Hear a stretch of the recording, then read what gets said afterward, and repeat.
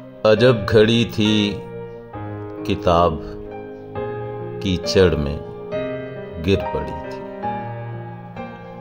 चमकते लफ्जों की मैली आंखों में उलझे आंसू बुला रहे थे, मगर मुझे होश ही कहां था।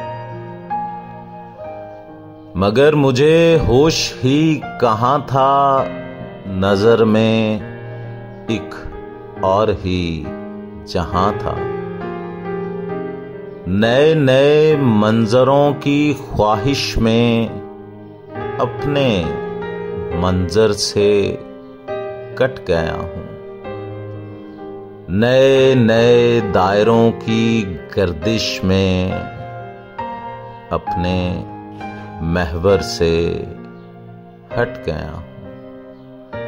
सिलाए जजा खौफ नाउमीदी उम्मीद इम्कान बेयकीनी हजार खानों में बट गया हूं।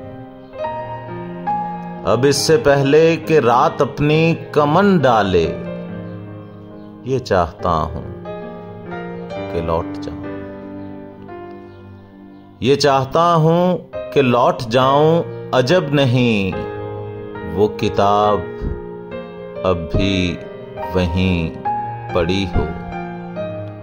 अजब नहीं आज भी मेरी राह देखती हो।